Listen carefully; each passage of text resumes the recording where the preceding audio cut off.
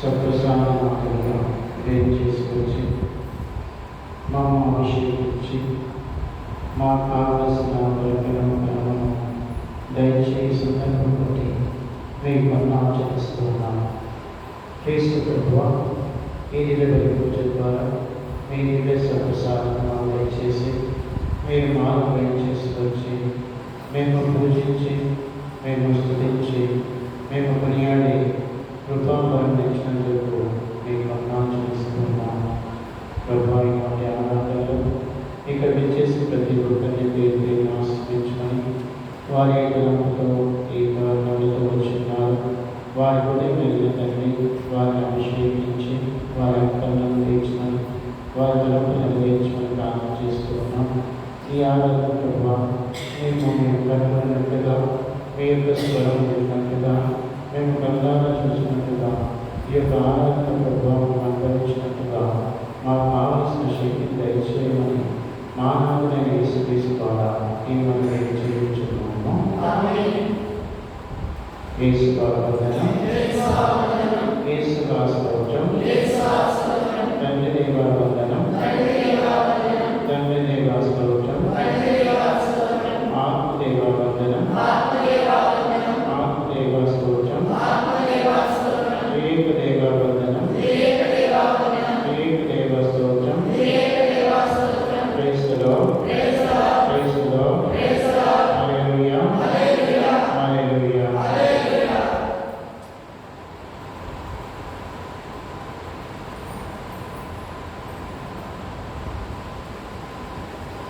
క్రీస్తునందు ప్రియ సహోదరి సహోదరులారా,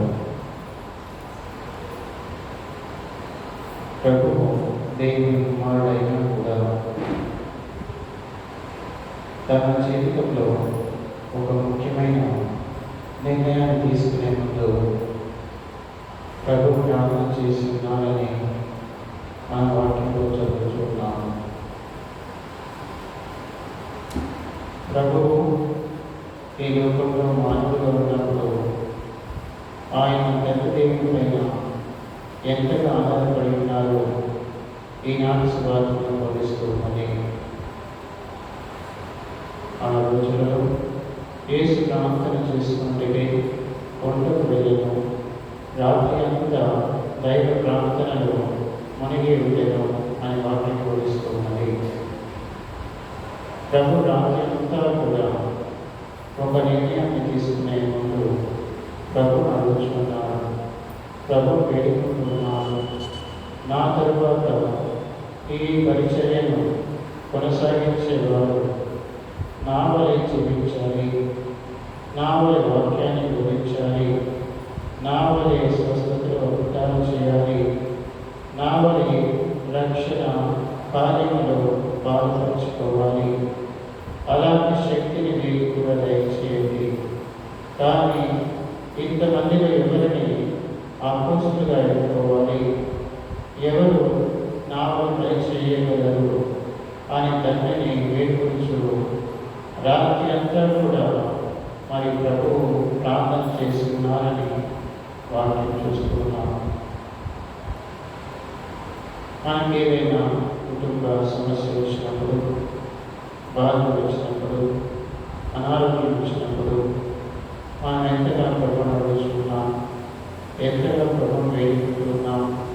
ఎప్పుడైనా మన రాత్రి అంతా కూడా ప్రభువా ఈ సమస్య నేను ఎలా అర్థం చేసుకోవాలి, ఎలా పరిష్కరించాలి, ఎలా బయటపడాలి, ఎలా నా జీవితాన్ని కొనసాగించాలి అని ఎప్పుడైనా ప్రార్థన చేసుకున్నామా?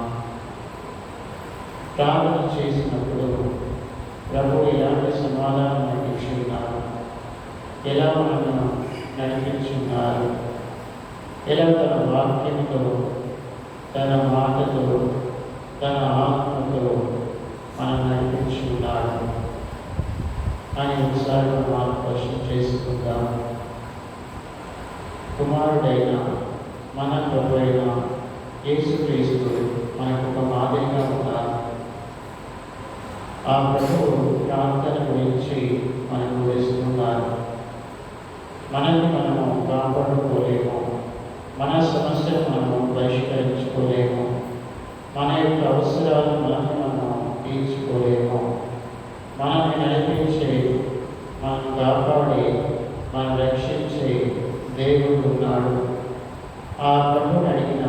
ప్రభు మీద ఆధారపడిన ప్రార్థన చేసిన ఆ ప్రభువు వాటిని దయచేస్తారని ప్రభు తెలియజేస్తున్నారు.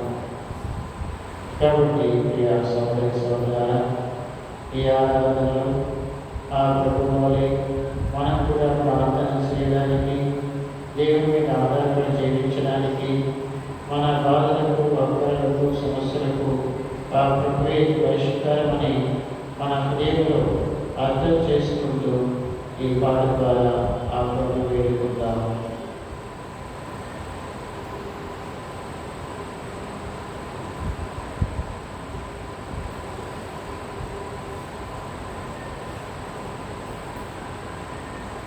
ప్రార్థన శక్తి నాకు కావాలయ్యా, నీ పరలోక అభిషేకం కావాలయ్యా. ప్రార్థన శక్తి నాకు కావాలయ్యా, నీ పరలోక అభిషేకం కావాలయ్యా. యేసయ్యా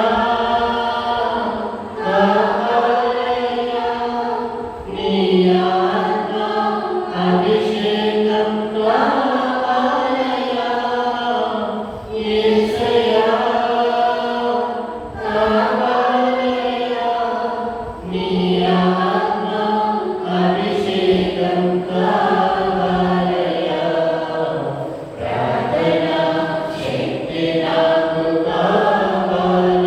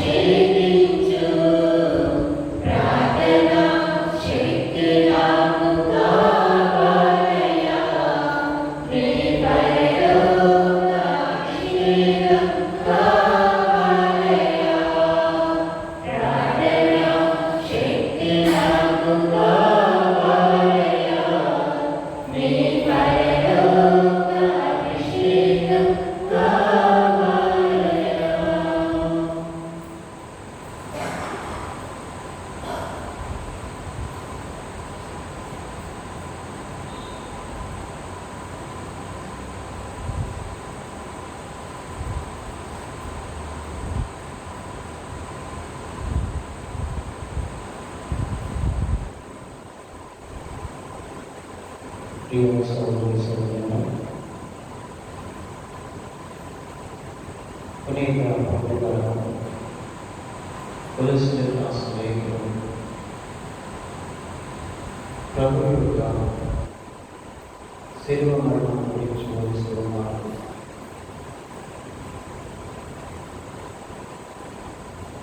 ఆ శిలువపై క్రీస్తు ప్రభువు ప్రధానులను, అధిపతులను నిరాకరణ చేసిన వారిని బందీగా చేసి తన విజయాంతులను నిర్మించి అందరికీ ఆయన బహిరంగంగా ప్రదర్శించడం అనే వాక్యంలో తెలియజేస్తున్నారు.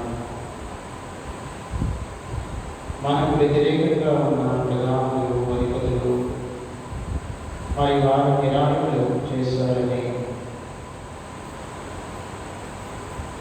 పౌలు గారు బోధిస్తూ ఉండగా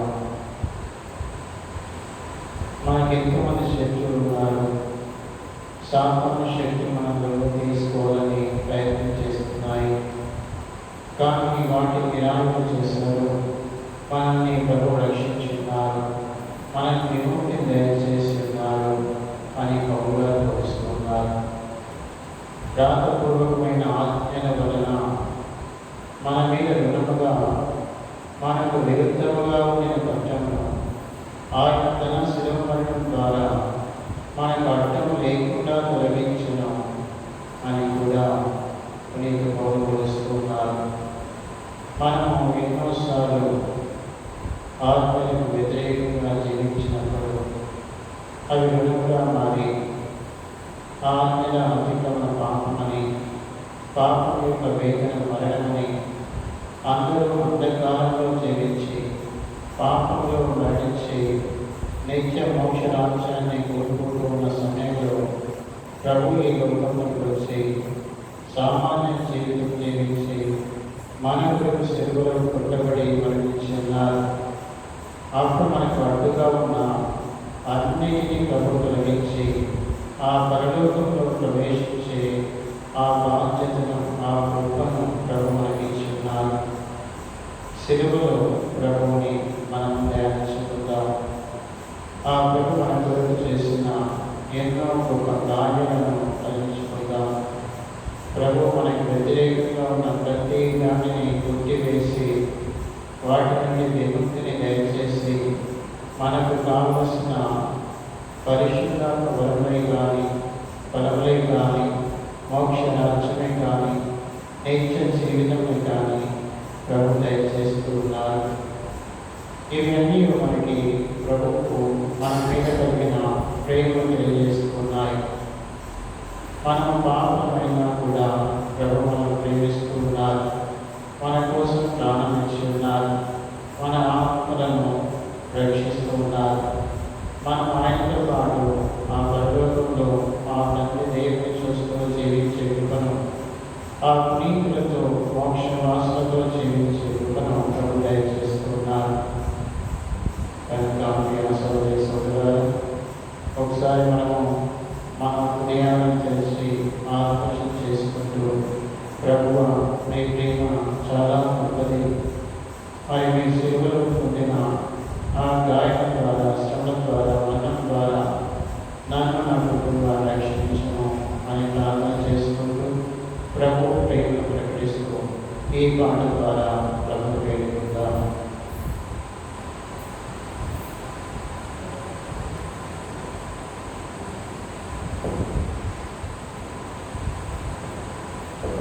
ఎందుకింత ప్రేమయా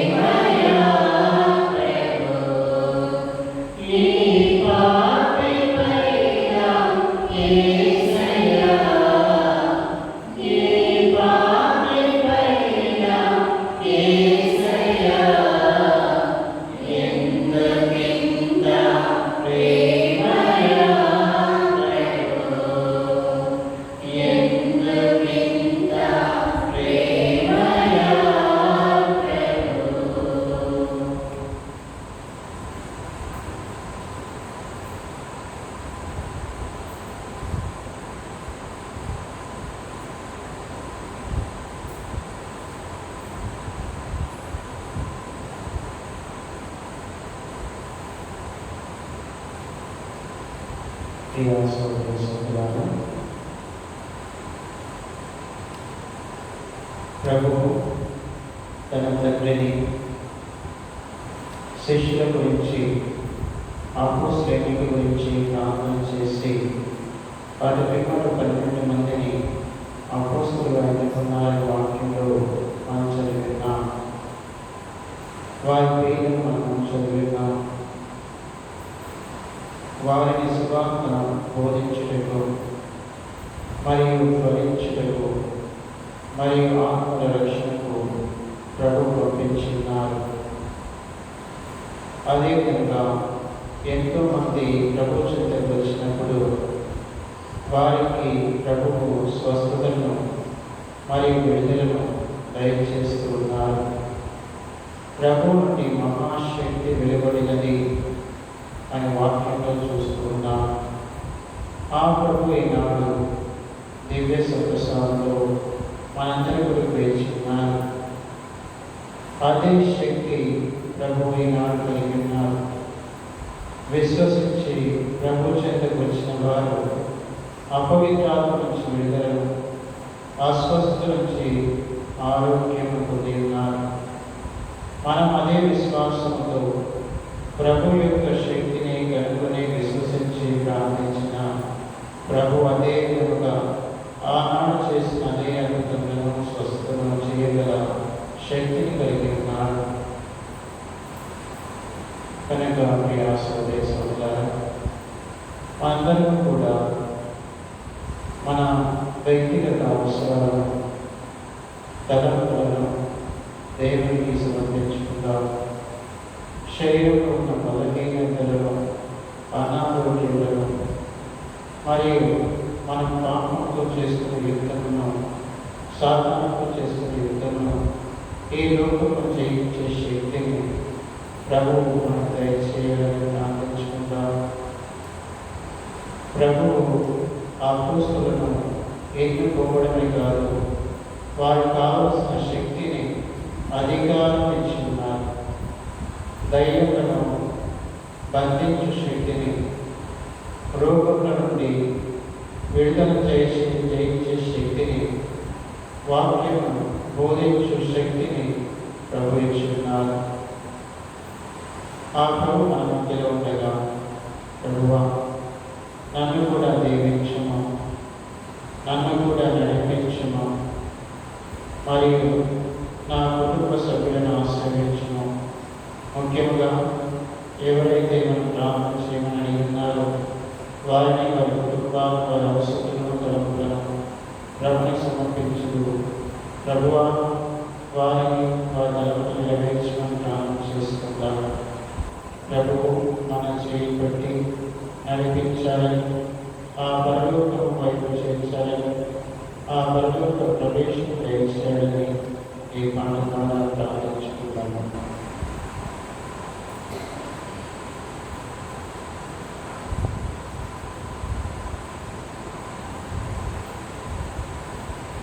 నా చేయి పట్టి నడిపించు యేసా, నీవేగా నా మార్గము. నా చేయి పట్టి నడిపించు యేసా, నీవేగా నా మార్గము.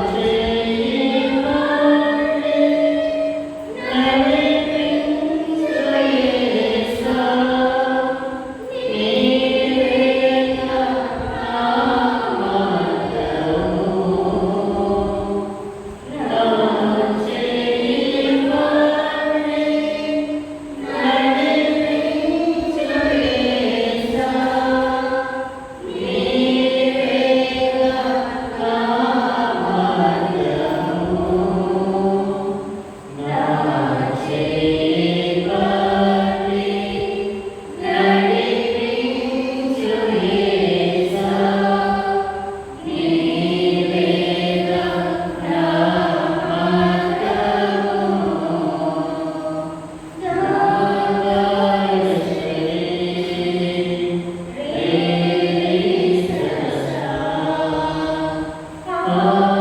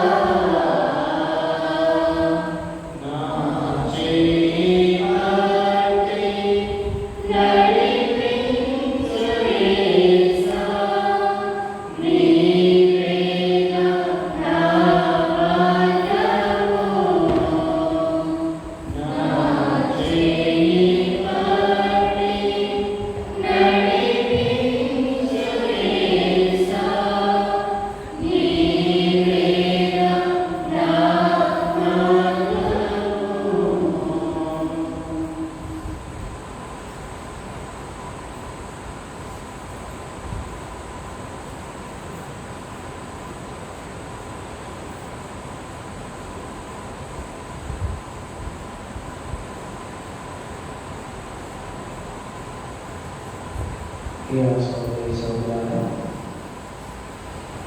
ఆనాడు యేసుక్రీస్తు తన శిష్యులందరినీ కూడా